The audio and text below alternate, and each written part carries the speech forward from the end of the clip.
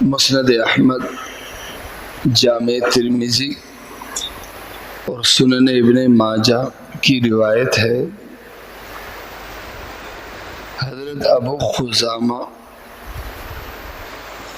اپنے والد سے روایت کرتے ہیں، قلت یا رسول اللہ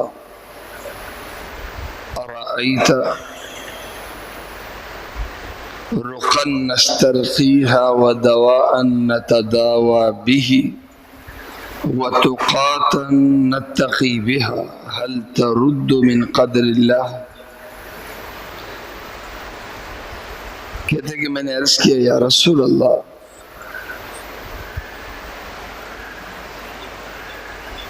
جب ہم بیمار ہوتے ہیں تو ہم دم بھی کرتے ہیں اپنے آپ کو،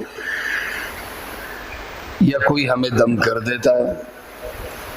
جب بیمار ہوتے ہیں تو ہم علاج معالجہ بھی کرتے ہیں، اور بیماری سے بچنے کے لیے ہم احتیاط کے طور پر، احتیاطی تدبیر کے طور پر بہت سی چیزوں سے اپنے آپ کو بچاتے بھی ہیں کہ کہیں یہ بیماری ہمیں نہ لگ جائے۔ تو یہ جو ہم کر رہے ہیں، کہیں یہ تقدیر کی مخالفت تو نہیں ہے؟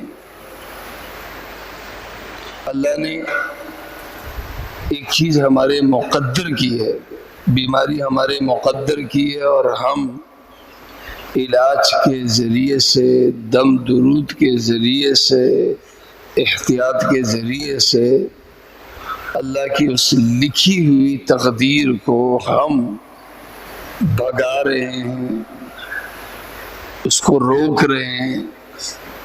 تو کیا یہ ہمارے لیے کرنا صحیح ہے؟ اللہ کے نبی صلی اللہ علیہ وسلم نے ارشاد فرمایا، ہی من القدر، اللہ کے نبی صلی اللہ علیہ وسلم نے فرمایا علاج کرنا اور اپنے آپ کو دم کرنا، احتیاطی تدبیر اختیار کرنا، یہ بھی تقدیر ہے۔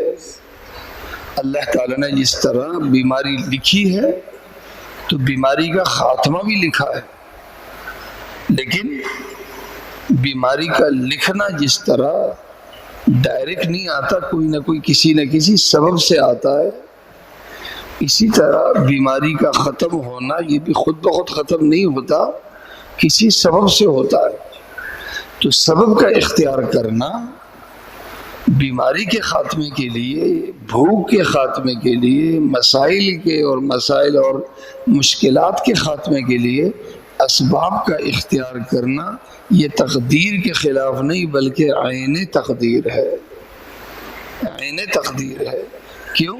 اس لیے کہ اللہ تعالیٰ نے اگر بیماری لکھی ہے تو بیماری کا علاج بھی اللہ ہی نے لکھا ہے۔